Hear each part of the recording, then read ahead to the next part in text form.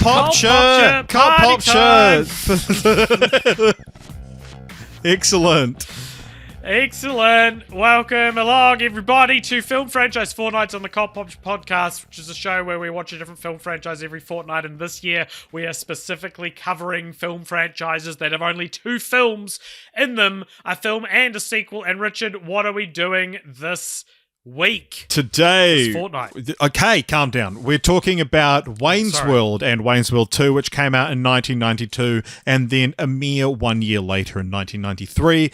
They're, of course, based on SNL sketches, some famous SNL Saturday Night Live sketches featuring Mike Myers and Dana Carvey as Wayne and Garth, who host a public access television show in their basement, and it's the highest grossing film based on a Saturday Night Live sketch.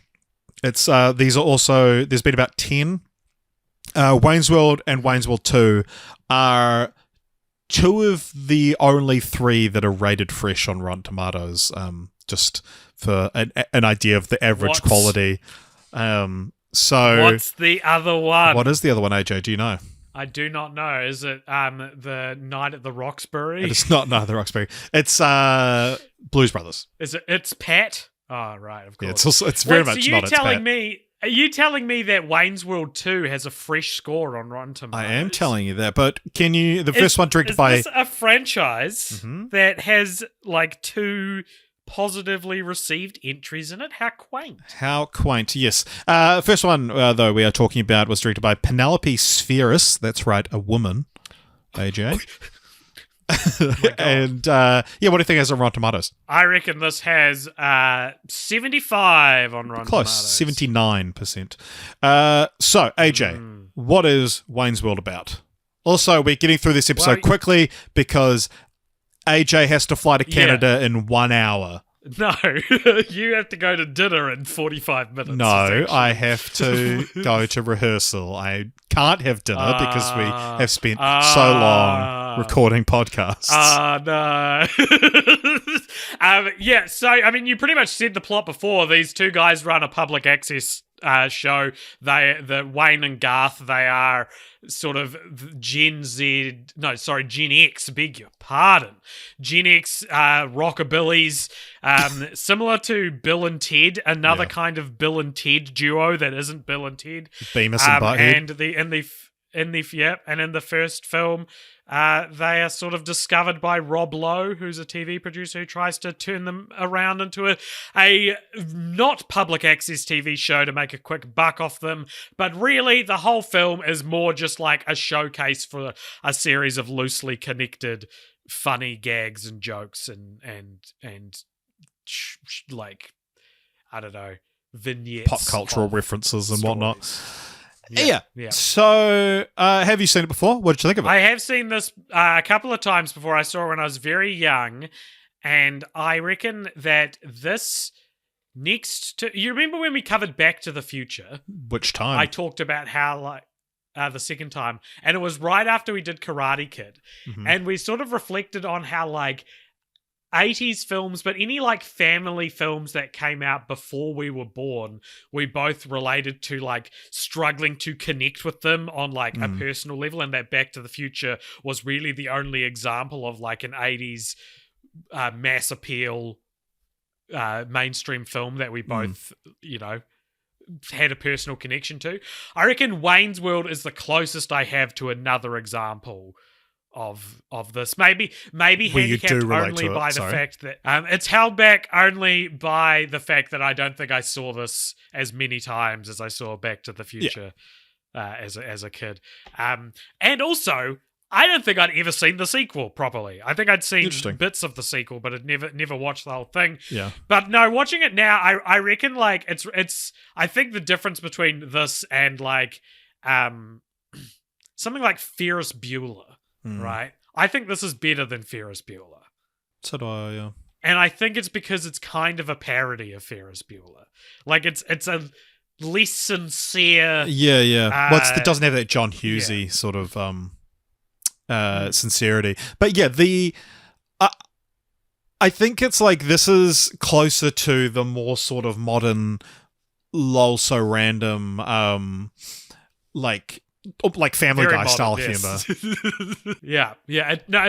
It feels very much like a Family Guy. It doesn't matter if this could actually happen in the world of this, as long as the joke is funny, or the writers believe the joke is funny. Yeah.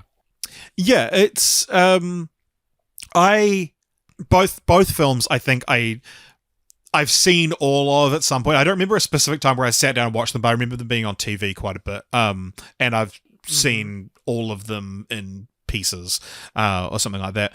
But yeah, this was it was the start of Mike Myers' film career. This was the first film he was ever in. Oh wow! So got to start on I think Saturday Night it's Live. one of his better ones as well, probably. Totally. Also, interestingly, Chris Farley has a little cameo on it as his first film as well. Both Shreks. Ah, no kidding. I thought this was both Shreks. I thought this was just like your standard, like, yep, we've got it's the equivalent of like Rob Schneider Jason being in a Siegel and exactly, just something movie. like that. Yeah, I mean it kind of is, but it's just this was the start of their career. So 1992. you're right. Interestingly, but like Mike Myers feels like an 80s actor. Like he feels like I know he was big in the 90s, but he feels like someone that's like, oh, he was doing bit parts of the 80s, but I guess he was on Saturday Night Live. Like the Wayne's World sketches were aired semi-regularly from 1989 to 1994, and then they reprised it in 2011 when Dana Carvey was hosting, and they also did another one in 2015, which was the 40th anniversary of it. But there's specifically one like that's considered one of the greatest SNL sketches of all time, which was an episode where Tom Hanks was hosting and Aerosmith guest starred on Wayne's World. Ah, okay, interesting. So there's a whole world out there of extra Wayne's World content we could look into. Getting into continuing the franchise, but the most recent time they played the characters was 2021. They did Super Bowl adverts for Uber Eats about supporting local businesses, and Cardi B guest starred, which I remember when they came out. It is that's the thing about Mike Myers characters, is that they're kind of easy to resurrect for things like Super Bowl commercials, because this is, I know we've done Shrek, but this is I would say our second Mike Myers vehicle, right? Interesting. You don't include Austin Powers. Cool. I do include Austin Powers. Right. Oh wait, so you don't include Shrek. I don't include Shrek. Right, gotcha. Like Shrek, of course it is a Mike Myers vehicle in a lot of ways, but it's like it's not like Mike Myers playing a character that Mike Myers has developed personally. Yeah. There's a few references to Austin Powers, or like showing at least that Mike Myers had an interest in James Bond or like secret agent stuff. And apparently, behind the scenes there was talk of it as well. Interestingly, so bunch of these are very well documented, similar to like The Shining last week, although not quite to that extent. Last episode, I should say. These are very well documented films in a lot of ways. People talk about them a lot, and coming off of being spun off of a Saturday Night Live sketch. But one thing that a lot of the behind the scenes talk is about is the relationship between Penelope Spheris and Mike Myers. According to her, Mike Myers was, quote, a nightmare to work with. Oh no! So he's got a reputation for being a bit difficult, apparently. But yeah, so for example, one day, infuriated that there was no margarine for his bagel, only butter, Myers, who suffers from hypoglycemia, flipped the snack table over in a rage and stormed off into his trailer. To manage his moods, Spheris put her daughter in charge of making sure he had whatever snack he needed at any given moment, which she loathed doing. She also said that he was emotionally needy and got more difficult as the shoot went along. You should have heard him bitching when I was trying to do that Bohemian Rhapsody scene. I can't move my neck like that. Why do we have to do this so many times? No one's going to laugh at that. This is exactly the reason why she didn't return for the sequel. She said, simply, I did not have a good experience with Mike and I didn't want to do it again. Interesting. There's also some other stories about when Garth dances to Foxy Lady, he was supposed to just sit down and look over, and then the camera zooms in on his face, but he completely improvised the dancing and lip syncing. Director thought it was too funny not to put in, but Mike, who wasn't there that day, or was apparently very upset about the fact that Dana had improvised, because I guess it wasn't, he felt he had to control over there. She did a podcast. This is painting a very different picture of who I thought Mike I know, Myers right? was. Yeah, she did a podcast in May of last year, talking about the first test screenings of the film being a massive success, but Mike Myers' dad passed away right after filming completed, and so he sort of said, like, I don't remember filming the... So he was probably in a very emotional state because his dad was sick and whatnot. But yes, he was. That he was changes everything that just came before. Yeah, he was in Canada for his father's funeral. He watched it alone when he returned and wrote 11 pages of notes involving which scenes to cut or change. One proposed cut was the scene where they listened to Bohemian Rhapsody because he didn't think it was funny. And she told Lorne Michaels, who's producer of Saturday Night Live and producer of the film, she'd make some of the changes but refused to do most of them. So they fired her and hired someone else to direct the sequel and take over those last. But she said that the final film is mostly her vision. And yeah, the Bohemian Rhapsody scene went on to become one of the most popular scenes in the film, one of the most popular scenes in like comedy, Gen X comedy history, and is partly responsible for the reason that, we consider, it's a generally held opinion today that Bohemian Rhapsody is one of the greatest songs of all time. This is so interesting. This is like taking me on such a journey. Because first of all, I didn't know until this that Mike Myers was hypoglycemic. I would have thought Wayne's World was directed by a woman would be a piece of information that would have floated past me before. But like watching it this time was the first time I can remember learning about that. Maybe I forgot about it. It's it was the highest grossing film directed by a woman as well at the time. Wow. But no, I think it is so interesting that Mike Myers didn't think the Bohemian Rhapsody scene or the Foxy Lady scene were funny. Because I think those two scenes specifically are both really interesting examples of like quaint Gen X comedy. The type of thing that I don't think is funny anymore, but not in the same way that like, I don't know. Like I've spent the last few years of my life... Yeah, not in the same way as that. Like, I've spent the last few years of my life, like, breaking down what other generations have found funny and what I don't think is funny anymore and things like that. And so it's not a case of, like, like a movie from a long time ago that like say something like how you feel about Beavis and Butthead Do America, right? Which you loved. As I feel, I did love. So you were like, Cornholio, funniest fucking shit I've seen in my life. He turns himself into a Cornholio. Or I don't know, like what's an example of like a really popular film from like Planes, a Trains, Gen and X Automobiles mind that...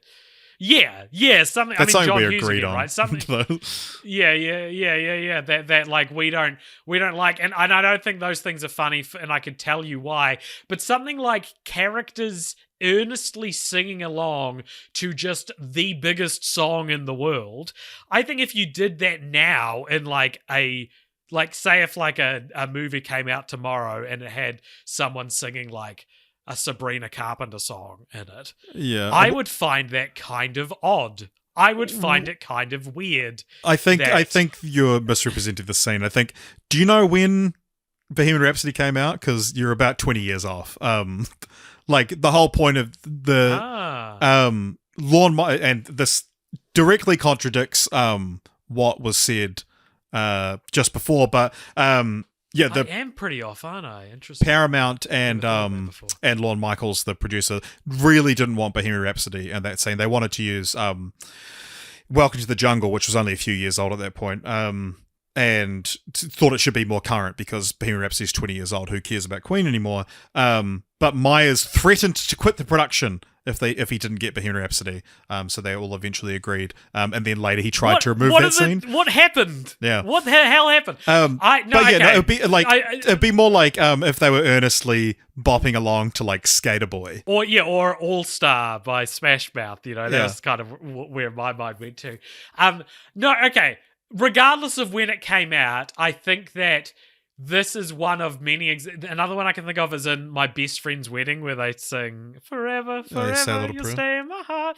Yeah, like scenes like that, where it used to just be like reveling in how fun it was to do this kind of stuff with the people in your life, was like worthy of a scene in movies in the 80s and 90s and that kind well, of through era. to And I here don't at the know. end of Age of Aquarius at the end of 40-Year-Old Virgin. Yeah, that's like the last gasp of it, or maybe Ruben Studdard at the end of Scooby-Doo 2 Monsters Unleashed. Like that's a bit different because that's just a celebrity cameo with a sing-along, which is also like an outdated trope, it feels like now. But like, do you understand, like, are you picking up at all what I'm saying? I think you're like, just it's being this weird- unnecessarily harsh, though. Like, I don't think it's like... I'm not being harsh. I'm not criticizing it. Like, I'm commenting on how like it is a comedic value that I don't feel aligns with modern comedic values. Well, it's interesting because like I don't... I mean, and maybe I'm wrong. Maybe, you know, one of our Gen X listeners will be like, no, that scene's fucking hilarious. But I don't think it's like the funniest scene in the film. I don't think it's particularly notable for its comedy. I mean, like the fact, like just everyone starting to headbang in a car at the same time is you know a somewhat a funny visual. But I think it's just like it's a character moment more than a comedy moment that, you know, we're learning about these characters, kind of music they're into, that they're all in sync. These guys are all doing the same thing. Although apparently Dana Carvey didn't actually know the song very well, and he had to learn the lyrics to it. And if you look closely in the film, you can see they used a take where he was kind of just vaguely mouthing kind of the lyrics, not actually the lyrics, which he was pissed off about apparently. Wow. But yeah, I think it's I think it's just a character moment. One of those things that I'm sure the director can look at and be like, no, this is our upside down kiss in Spider-Man, you know, like something that you realize as being instantly iconic. I guess what I'm highlighting is that it feels like something that would appear sincerely in a John Hughes movie, even though that Wayne's World is kind of like the Looney Tunes to John Hughes's Disney. Yeah, right. Yeah, like it's John Hughes with attitude. It's I mean, he references by today's standards, John Hughes, feeling like he's in a John Hughes movie in the second one. Exactly, which is sort of why it's like a parody of John Hughes movies in the same way that like Scream is a parody of slasher movies. You know, but not in the same way that Scary Movie is a parody of Scream slasher movies. But yeah, interestingly about the just a few more things on the Bohemian Rhapsody scene. There's obviously the very funny joke in the Academy Award-winning Bohemian Rhapsody from 2018, where Mike Myers does what's now a fairly rare role for him, unless you watch just the Pentavariate or whatever it was called, where Shrek appears. What the hell was it called? It was the Pentavariate. You're right, and it had a fucking weird name like that. Yeah, no, you're right. You don't have to look it up. It was the Pentavariate. Yeah. He plays the EMI record exec who turns down Bohemian Rhapsody because it's too long and you need a song that kids can bang their heads to in a car. Yeah, because the Bohemian Rhapsody movie needs to reference Wayne's World. Yeah. There's also Brian May from Queen said that Freddie Mercury saw the headbanging scene before because he died just a few months before the movie came out. He managed to see a rough cut of the film before he died and thought it was hilarious and approved the song for the film's use. However, the director, Penelope Spheris, in a 2022 interview said, "My guess is that it's not true because due to the short time frame of completion of the film and Mercury's death, she believes it's highly unlikely anyone would have had access to show him." I'm liking Penelope Spheris. I think she's like, she strikes me as someone who's really had to like grind in Hollywood. Yeah, like really had to like deal with a lot of angry dudes despite like literally putting her money where her mouth is and like making one of the most beloved comedies of all time. And all these men around her like taking the credit for it and like being like firing her from the next film and everything. She went on to do the Beverly Hillbillies instead, was her next film. So there's she found her feet. Couple of like noteworthy things about this film. One actually very noteworthy thing for the Cult Popture podcast that is worth talking about is that for the last 2, maybe 3 years in the Cult Popture Discord, which if you're not a member of, head along and join that. Link is in the show notes. But if you're not familiar with Discord, it's essentially a giant messaging app. It's a cross between Reddit and MSN Messenger. And one part of that is that you react to things in the same way that you click heart or like laugh react to a friend's message on Messenger. And for the last 2 or 3 years, the laugh react, the pretty much the only used laugh react in our Discord is a screenshot from this film. And do you want to explain what happens in that scene? Yeah. So there's a scene towards the beginning of the film where Wayne and Garth are lying on the bonnet of their car, looking up at the stars and playing like outside the airport. So like planes are flying over them. And Garth says, "Did you ever think that Bugs Bunny was attractive when he dressed up like a woman?" And Wayne says no, but as he says no, Mike Myers starts cracking up. Yeah. It is a moment that even seeing I reckon I saw this film for the first time when I was like 10 or 11. Even at that age, I remember thinking, that's Mike Myers laughing. That's not the character Wayne Campbell laughing, because it is an incredibly authentic laugh, which I'm assuming and vaguely remember some kind of behind the scenes tidbit that this is just Mike Myers actually cracking up. Yeah, because he says no, he laughs, and then like composes himself and says no again, like he was doing a second take. Interestingly, apparently, it is a real laugh from Mike Myers, but it's not it's in response to a different ad-lib from Dana Carvey, because that was actually the last scene they filmed. For the thing. So the whole crew was just tired. They were literally waiting for planes to fly over to get their scene. So they were just lying on the hood of this car, improvising for ages. And so it might have been that, they were getting Mike Myers' coverage, and Dana Carvey was just off camera saying shit to make him laugh. And that was the best laugh they got. Like, and truly, it is. I revisit that scene every now and then because it is so joyous. If you haven't seen it, maybe I'll put the audio in. We haven't done that in a long time. Did you ever find Bugs Bunny attractive when he'd put on a dress and play a girl bunny? No.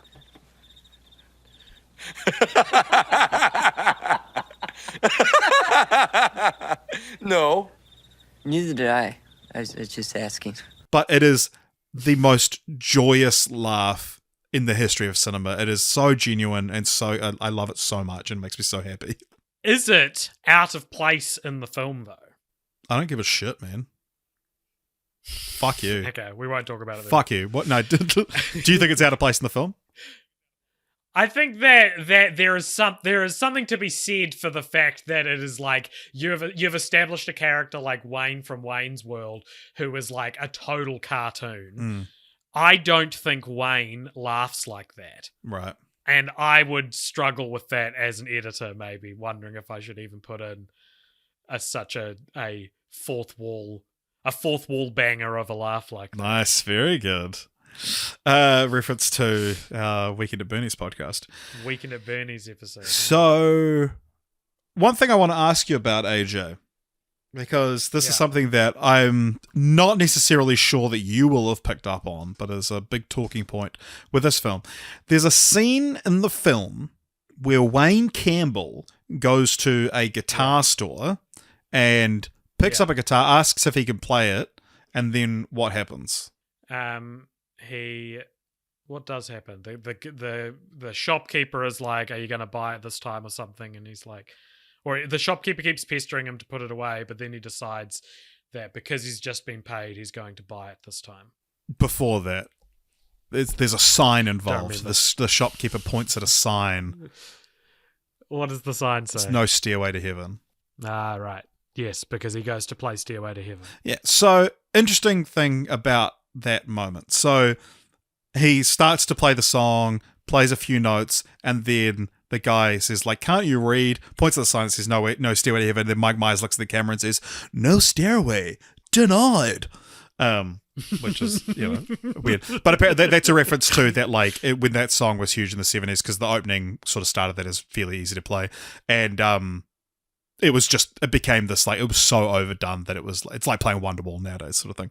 Of course. Yeah. But interestingly, so I did pick up on that, Richard. I did figure that was maybe something along the lines of the case. But what I'm it. thinking you probably didn't pick up on is that I'm guessing what you heard was not the opening notes to Stairway to Heaven. You know what happened? What? It played, and I thought to myself, I don't think I recognize that as the opening to Stairway to Heaven, but I have listened to Stairway to Heaven like a handful of times in my life, so I couldn't remember for sure. Yeah, so in the original theatrical cut of the film, he plays the like it's literally plays 5 notes from the opening of Stairway to Heaven.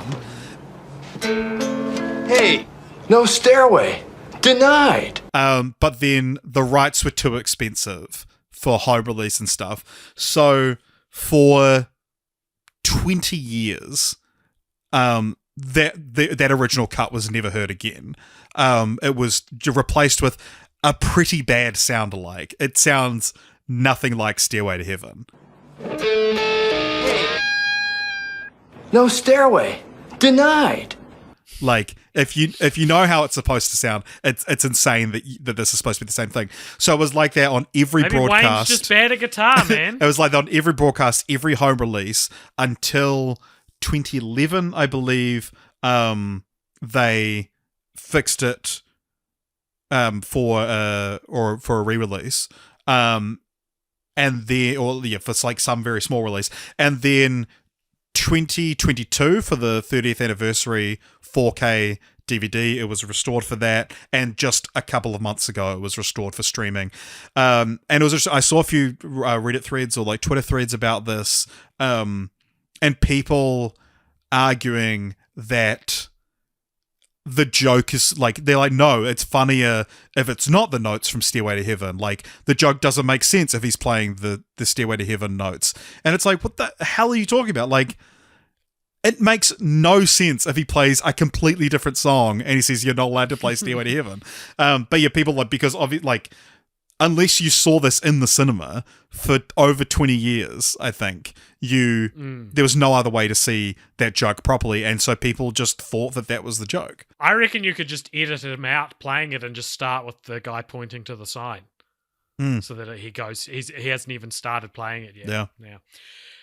Yeah. Interesting. Yeah, very interesting. What else have I got here? I think that go. That like the I think like the most interesting thing about watching it this time for me is again like picking up on those sorts of like Gen X values of comedy and like things that I never used to recognize as tropes. I just thought they were things that people joked about, but now that Gen X comedy isn't so like prolific, I've now recognized tropes. So things like the bit where they decide they don't want to do advertising, and then there's like a showcase of all these different brands that they're intentionally putting product placement for in the movie, and it's very Josie and the Pussycats, like like and the famous Delaware joke, like all of these things they feel joke? So where they're on the green screen and they're like, you can go anywhere we want. Interesting. Like I think call that it a shares famous a lot of joke. I think that's a famous joke. First I've heard of it. The first you've heard of it is me relaying it from a movie you've seen. I feel the same way watching early Simpsons as well. Like there are certain like things that people joke about that they don't joke about anymore, and all that's very interesting. But Wayne's World's also a really interesting example of like just values in outside of comedy as well, because how funny is it that this is a movie about a like essentially two small-time content creators who are discovered and given the keys to like a bigger audience, and all they have to do is have the head of a video game arcade sponsor them. Yeah. Like if this happened to a YouTuber, what an awesome opportunity. What a congruous sponsor of an arcade would be for a YouTube channel like Wayne's World. You know, you would be like, it is so cool that an arcade is sponsoring this, you know? Like but like there's the real stick to the man generation. Exactly. But there's such a wanton like disregard for authority on any level in this kind of attitude, whether it's actual Gen X attitude or it's the like Gen X flavor of Wayne's World, like, you know, emphasizing those characteristics. But I just thought that's so funny. Like, they hate this guy. He's played by Brian Doyle Murray. They embarrass him on live TV by like saying that he has no dick, and which is blows a quote from his brother from Ghostbusters.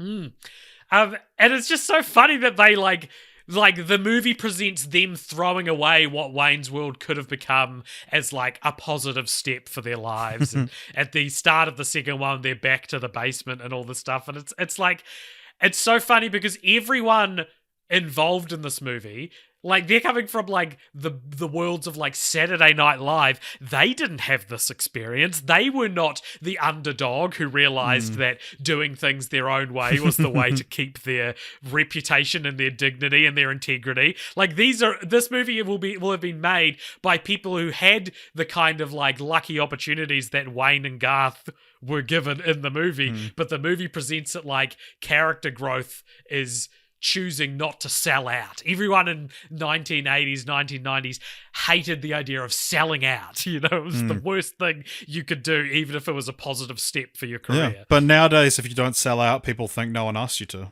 And that's true. Yeah. That's why we haven't sold out. Yeah, because no one's asked us.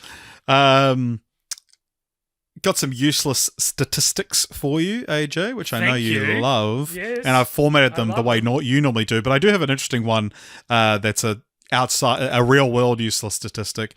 That during the 2010 to 2011 television season, ABC had 3 back-to-back sitcoms on Wednesday nights featuring Wayne's World alumni and starring or recurring roles. Because at 8 p.m., The Middle had Brian Doyle Murray playing Frankie's boss as Mr. Allert. At 8:30, Better With You with Kurt Fuller was on as Joel Putney. And at 9 p.m., Modern Family with Ed O'Neill as Jay Pritchard. Ed O'Neill's so funny in this, man. He like steals the they're all doing like Malcolm in the Middle style, like, or Garth and Wayne Deadpool can do style, Malcolm in the Middle style asides. Yeah.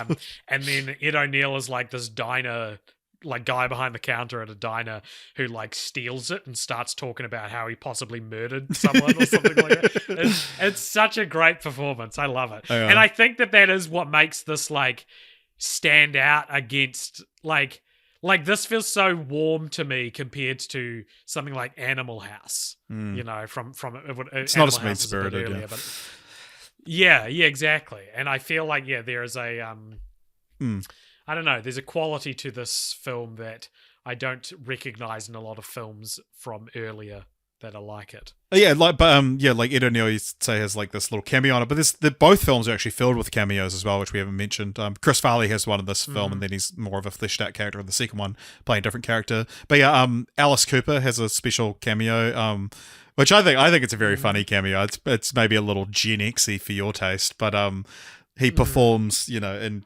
true shock rocker fashion. He performs this concert, and then backstage they get the chance to meet him, and he's just talking about like the socialist history of Milwaukee. He just gives this like big monologue. They do that with a few times where like they'll have a guest star playing themselves, and they just like deliver this like incredibly articulate and like eloquent like idea. Yeah, I mean, it's pretty we're encroaching on the second film here, but there's a lot more cameos in the second film. Like Aerosmith play themselves, and they're a big part of the Wayne's World history. But there is a scene near the end of the second film where Wayne is rushing to stop a wedding, and he stops at a gas station, and he says he's looking for Gordon Street, which you might not know, AJ. The song Crashed the Wedding by Busted is a reference to Wayne's World 2. The opening lines, I'm so rushed off my feet looking for Gordon Street. Wow. So, interestingly, yeah. But anyway, yeah, he what meets... a random movie to be referenced in a song. Yeah, I know. Any song. Yeah. But yeah, so he meets this gas station attendant, and he says, hey, I'm looking for Gordon Street, and the guy is like...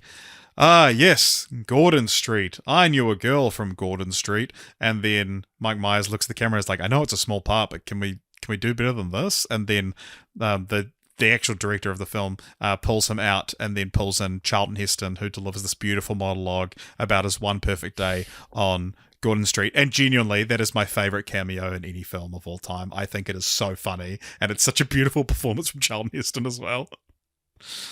It's funny because you told me before I watched this, you were like, "This is my favorite cameo of all time," in it, and until I'd forgotten who it was, and then just randomly Drew Barrymore is in the film playing like a Swedish secretary, and I watched this whole weird scene with Drew Barrymore, who like at the time I guess I would describe like surprised to see she would count for a celebrity cameo, like still on the up and coming Drew Barrymore. Well, I mean, she was in E.T.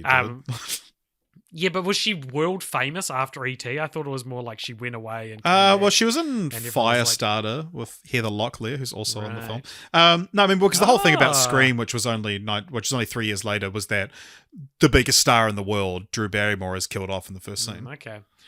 Well, anyway, it struck me as a weird pick for your favorite cameo of all time. So, it wasn't. But yeah, no, it is a funny scene. It's so. Are we talking about the second one now? Well, no, I have the useless statistics, but I do reference now, some of the cameos. Now they are poorly placed. Yeah, I do reference some of the cameos. You perfectly segued us into the second film, and now you've skidded back to a halt. This is our second film. Wayne's World 1 is the second film we've covered featuring Robert Patrick as the T-1000. Yeah, sure. I think there's a few stats that could apply to. This is our second franchise in which Charlton Heston has had a cameo as well. Yeah. Because he has a cameo in the Tim Burton. You're getting ahead of my statistics, AJ.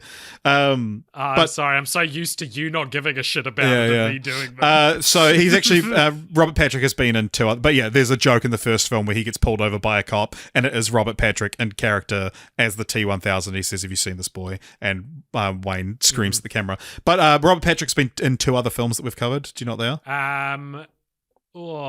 Scorpion King 3: The Quest for Peace. You're on the right track. It's not it's not that. I bet. But it's he was in From Dusk Till Dawn 2, Texas Blood Money. Yes. And he's also on the original Spy Kids. That's right, he was. It's our yes, he is. It's our 8th and 9th Mike Myers film after 4 Shreks and 3 Austin Powers. This is our second and third Dana Carvey films. Can you remember what the first one we've seen him in was?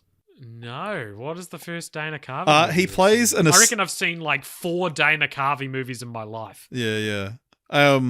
He was in the original Halloween 2. He plays an assistant from like 1981 or whenever it was.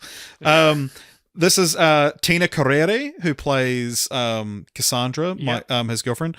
This is the sixth and sixth and seventh films we've seen from her. Do you know what else she's been in?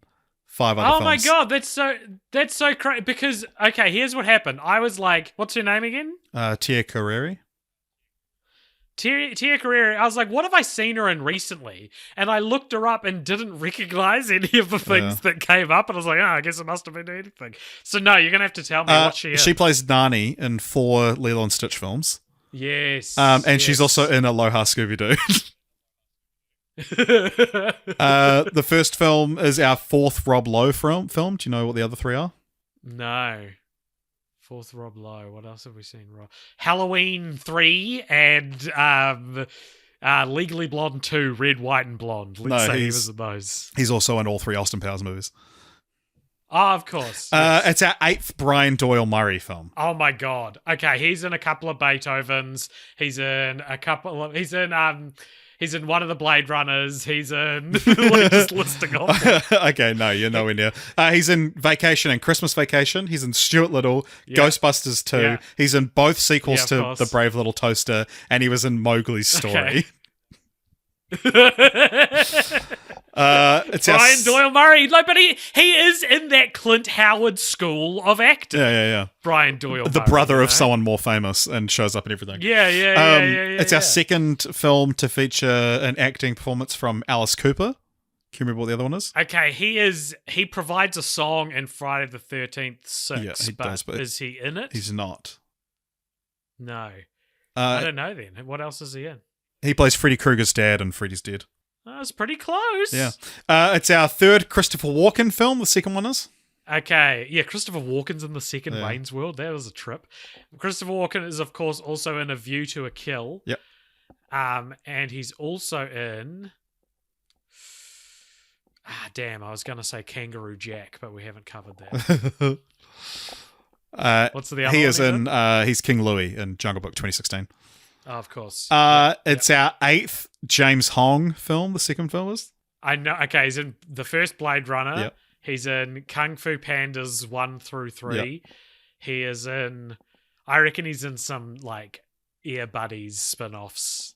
Not quite. Yeah, he's in Airplane. He's in Chill Out Scooby Doo, and he's in Revenge of the Nerds 2, Nerds in Paradise. Couple more to get through. It's our 5th Charlton Heston film. After you mentioned he has a cameo on Tim Burton's Planet of the Apes, but he's obviously also in the original and Beneath. So there's one other film we've done that has Charlton Heston in it.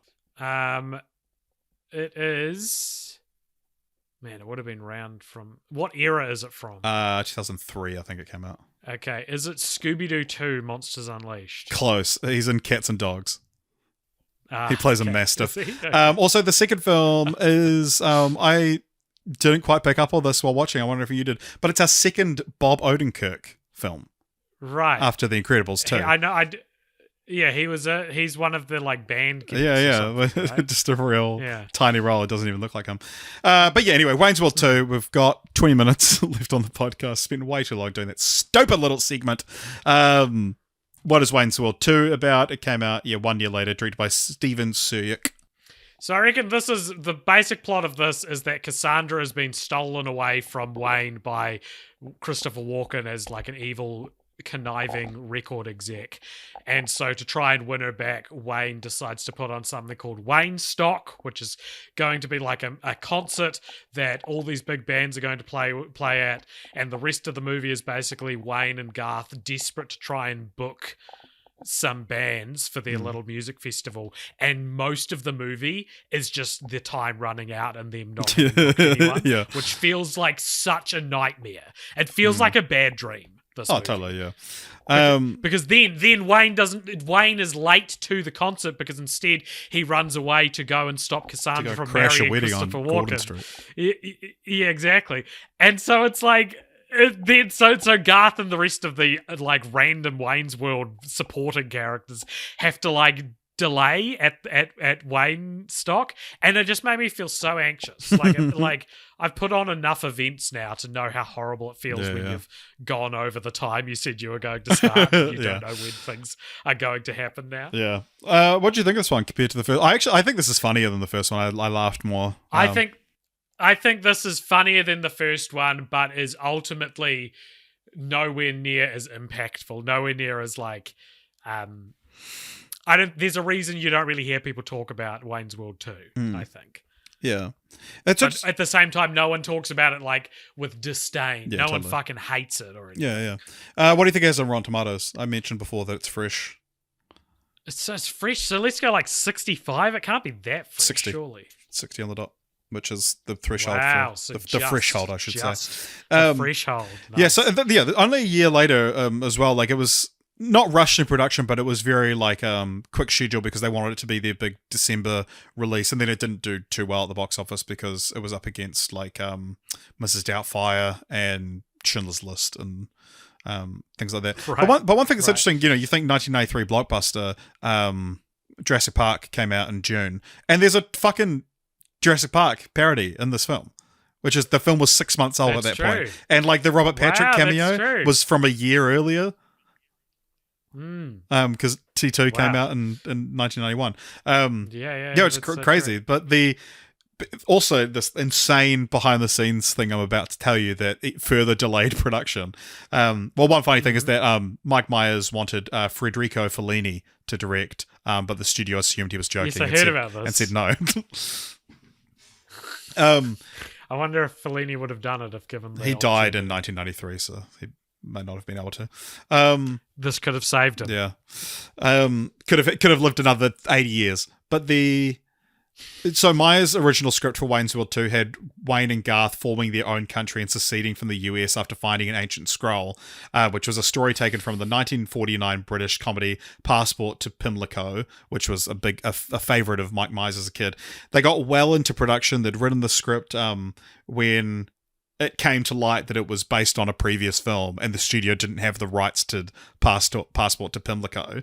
And the director has said, like, production was halted, he said, like, I can literally hear chainsaws chopping down the sets. And then Sherry Lansing, who's the Paramount CEO and studio executive, was reportedly furious with Mike Myers and threatened to ruin his life and career if he did not immediately produce a new script. And I've got some quotes there. How dare you? How dare you put us in this position? We'll sue you. We'll take your fucking house. You won't even own a fucking home. As I'm sitting here with you, there's a team figuring out how they can take every single thing away from you.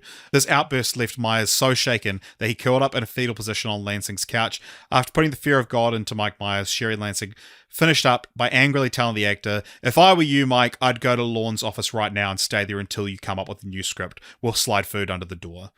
And then he went back to make a new script and then had to add time to make revisions, and then they had to delay it further because he got married and went to Paris on his honeymoon. Ultimately, they agreed to push back the start date, but they still made their December thing. And afterwards, Myers vowed that as long as Sherry Lansing was there, he'll never do another movie for Paramount ever again. He later went on to do The Love Guru for them. And look how well that turned out. Yeah. I think if my boss said that all to me, I would cry. I would not be able to take them seriously. I would think this is the most like absurdly threatening thing to say to your co-worker. I'd just be like, okay, like you will still get in trouble if we don't get the rights to this film or I don't write a new script. Yeah. So, but it's insane to be like, oh, we'll just remake this movie and not tell anyone, and like, well, maybe he thought it was different enough. Yeah, it's very like amateur screenwriter, just thinking you can copy an idea, you know? Yeah.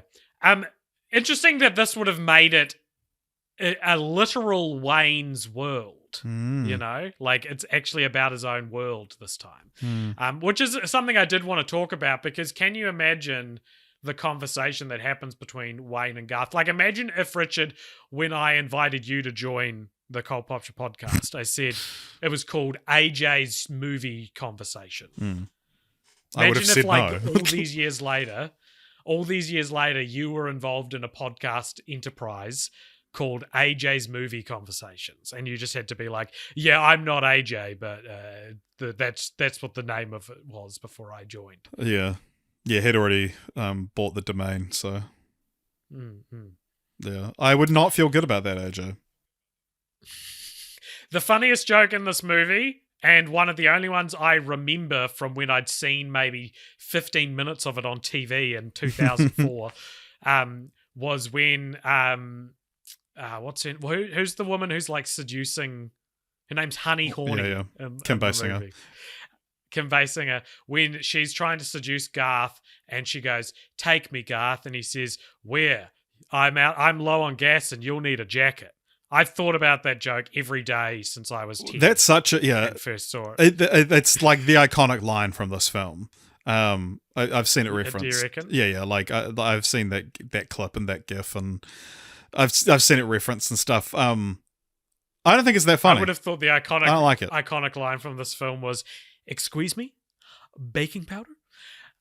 You don't think it's funny? Okay, well, no, cool. Really. I guess that again, you've pruned another conversational topic from the podcast. AJ, God, no, yeah, I don't know. It's just one of those, and maybe because I've seen it so many times. But I don't know. Have you? So you've seen this a few times? Because I've seen that clip. I haven't probably 1,000 times. I've seen Wayne's World 2 Why maybe is it twice. not funny? I don't know. It's just it's just too Gen X-y for me. Like, genuinely, it is. My favorite joke in the film is when they talk about being in an earlier time slot because Cooking World got moved, and then Something Else World wouldn't take their spot, but then thankfully White Supremacy World was cancelled, which is still so relevant today. It truly is. Because it's just them rambling about the different world shows that follow them, and then they're just like, oh, by the way, White Supremacy World.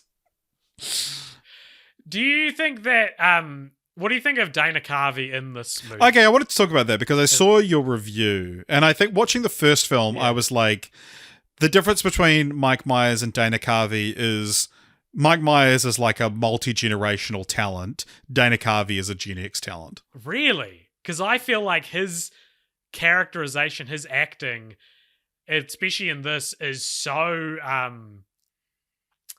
I don't know. It feels weird. It feels absurd, which I don't think Gen X. He's also doing this thing with his lip that I cannot do. I don't know how he does that, like literal stiff upper lip. Yeah, that's what I'm talking about. Like, it is such a specific characterization, and I've always found Garth such an interesting character for that reason. Like, it feels like it's like the actor. It's like he's not a good actor. It's like he's about to break and crack up at any moment. Like, he's saying all his lines like he's about to crack up. And I think what I find so compelling and so enigmatic about Garth is I've known people like that in real life who feel like they're about to, or like they're making fun of you in a way so imperceptible that it would be weird to call them out on because maybe you're just going crazy. I think a lot of Auckland comedians are like that. I reckon Guy Montgomery is like that. Yeah, totally. Just thinking back to all the times he's subtly made fun of me. Yeah. What did you think of like the new characters? Because there's Del Preston, who's like this legendary booker of concerts. I thought he was so funny, man. Like, he keeps telling this story about like breaking into this candy shop, and it just ends with, "Oh, not the boy and his father though. I had to beat them to death with their own shoes." And you hear the end of that story like 3 times. But that character is from the film With Nail and I. That's like I've nearly watched. I've got that downloaded. On my hard because drive everyone to puts it in watch. their fucking 4 faves and Letterboxd. But yeah, it's the same actor, more or less the same mannerisms and everything, and accent. But is it With Nail or I? I don't know if he's either, but but they had a discussion about it, but they ended up being like it's a spiritual reprisal rather than actually making him the same character because of the ages and stuff apparently. But yeah, no, interesting. Would we have had to have included With Nail and I in our? We would have had an coverage of argument Wayne's about World it. You would have said we had to, yeah. and I would have been like, "Age, it's just a fun little cameo." Like we didn't include Wayne's World in our Terminator episode. Yeah, but that's not explicitly. That's like whatever. I'm not gonna. You now put me in a corner where I'm having defended a decision I didn't say. You said it. You said it impersonating me, and now I've got to defend that. All right. I mean, yeah. Sorry, we're having to wrap this episode up earlier than we normally would, but I've bloody got to get to bloody rehearsal because I am an actor. Although I think when is this episode actually coming out? Because we haven't mentioned it, but we are recording this like maybe the most in advance we've ever done. About a month away. So, yeah, what's happening? All right, in the Richard. world at the moment? What's your continue the franchise? You have to go in 5 minutes, and you go, what's happening in the world at the moment? Yeah. We've got a podcast to conclude. Yeah, we've got a plane to land, Richard. Wait a minute. Then who's flying the plane? All right, Mike. I'll just continue the franchise. It's the kind of one where there's that famous. The famous quote from Mike Myers: "Everywhere I go, people are always asking, when will there be another one?" Which was when he was asked about 9/11. the clickhole quote, yeah. Last year, Dana Carvey said he's always game to make a third one. And I think Cassandra has also said he's love working with Mike, great guy, never sweated over a margarine on his bagel. As I mentioned, they reprised the characters in 2021 most recently. But yeah, I mean, I think Wayne's World I'm surprised there hasn't been a third one or like more active talks of a third one. Like, it does seem like it would every be, year or two you get Mike Myers talking about Austin Powers, Shrek's coming back. I wouldn't be surprised if on the Shrek red carpet, the green carpet for Shrek, for sure it'll be a green he gets asked about Wayne's World 3 and there'll be rumours sparked. But yeah, I love the idea, like a lot of people didn't like this about Bill and Ted Face the Music but it was like my favourite thing about it was that it's like, oh, you guys are destined to write this great song that'll unite the human race, and they just haven't done it. Like, I love the idea that catching up with these guys over 30 years later and they still have amounted to nothing. That, like, I found myself watching it weirdly longing for a distant sequel to it. Yeah, it feels like the perfect kind of thing to pluck out of the history of pop culture to resurrect. And even just like the fact that it's a studio comedy, like filled with like cameos that are like not earned, but like doing something interesting with them. Like, I reckon Machine Gun Kelly would be in Wayne's World 3. Nice. Yeah, he probably would be. That guy will do anything. My Continue the Franchise, Richard, is called Wayne's Worlds. And what it is it's a Smash Bros. Style fighting game for the Nintendo Switch where you can play as any of Mike Myers' characters and fight each other. That really sounds more like a Pentaveret fighting game. Well, you can unlock, there's Pentaveret DLC. You can unlock all the characters, the 1,000 characters he plays in that movie. And if you put in a cheat code, you can unlock Michael Myers from Halloween. Nice, yeah, I was going to say. All right, what's next, AJ? Just time to reveal. What's next, Richard, is your Continue the Franchise, you dirty thief. You think you can get away with not contributing creatively to the podcast? I said final minutes you have to record. I said I want a distant sequel where they've still amounted to nothing. I can't, like, maybe... that does count. It would be something... It would be about nostalgia. It would be someone has discovered these old tapes of Wayne's World, and then they're like, we need to get these guys out of retirement, but turns out they're actually just still doing it. But the public access has what if it's like a Kim's Video meets Searching for Sugar Man situation? Yeah. Where they think they've got to find these two guys who had this hilarious PBS show in the 90s, only to find out that it's actually still going in Aurora, Milwaukee, or wherever it is they live. Yeah. It's all right. It's time to rank that franchise. Whereabouts are we putting it on the ranked list? I mean, this is a fairly consistent... I don't know if I'd go as far as Gold Star, Richard, but it's like...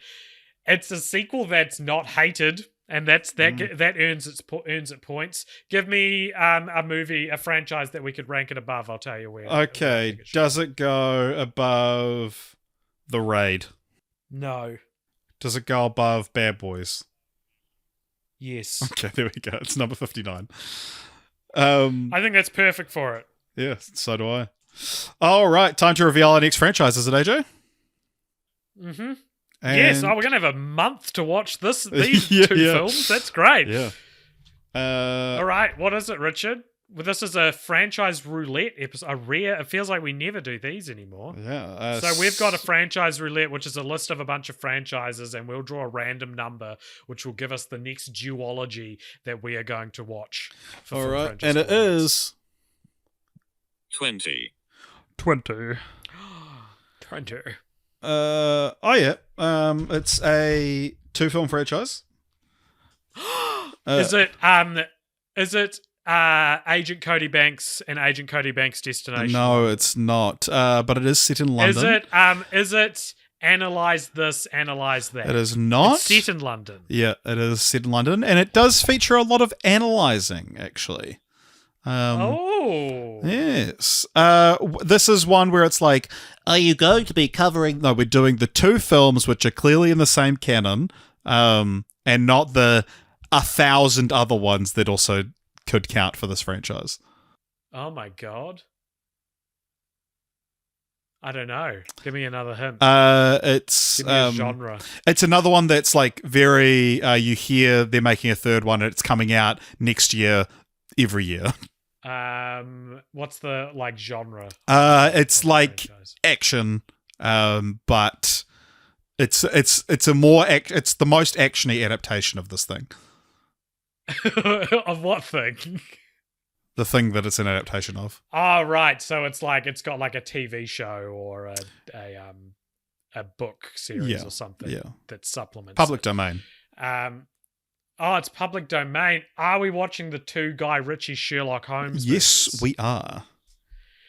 That's that. I still got that from that was still I like know you did. I know you did, halfway across the court. I feel like I didn't have too much to work with there. All right, well, tune in next franchise for when we cover the 2 Guy Ritchie Sherlock Holmes movies. RDJ and Jude Law, they're both in the news right now, so maybe it'll be maybe we'll get them one of them on to talk about other things as well. But other than that, thank you very much for listening. Like us on Instagram and Twitter if you like. Join the Discord and talk to us about Wayne's World. Or if you like, you can donate to our Patreon, where you can do all sorts of things, including give us something to talk about in the post-credit scene, which is coming at you after this music ends. Oh, I just knocked over my microphone while I unbroken still went talking. Sorry about that. Thank you so much for listening, everybody. Party on. Excellent. See you next time. Welcome along to the post-credits scene. This is a segment at the end of each episode where if you donate $5 or more over at patreon.com/CodPops, you get to give us something to talk about. And this is the post-credits scene. Richard, who's it from? What is it? Today's one comes to us from Shane Kumar, who says, are there any made-up words or phrases created by you or a friend that you regularly or semi-regularly use in your life? What are they? Do we have many? This is private information. This is not like... This is stuff that's real cringe to divulge. Yeah, especially like in a relationship. I'm not even touching what I... the nicknames and funny catchphrases that me and my partner say to each other, that is private, Shane. And I will not reveal. The TikTok trend of like, you hold up a phone with like some little catchphrase or a made up word that's like, this is what we say when we do XYZ. Jess and I, because we have so many. But like, do you and I have many? I reckon you and I more can like recognize a joke structure the other will like, but I don't know if we like repeat the exact same joke. I think every time. One thing that's like a because I sort of think about like I think it's like idiolect, but the that like every single relationship is in the world has documented to have like a specific dialect that like you talk to each person in your life in a specific way. You end up just through time making catchphrases and words. But one thing that I think that you and I do a lot that is the sort of like our language thing that I wouldn't expect someone else necessarily to follow along with 100% of the time is unnecessarily abbreviating things. Like that's where like we talk about the scushy chat, which is short for discussion. I was just thinking scushy. I love shortening words. It's my pash. I think with my favorite way of abbreviating things that I have a few friends that I do this with is like cocktails becomes cocky teas, Google Drive becomes googly D, Minty B. Yeah. Mental breakdown. Yeah, that's fun. Yeah. I described a freak out the other day as a freaky-o. Yeah, nice. So you can really make it your own. Yeah, I always I call my antidepressants anti-Ds. My favorite one that we came up with on pod was referring to a prequel as a cheeky freaky. Yeah. I think that's one of my favorite pieces of terminology we've come up with on the podcast. Totally.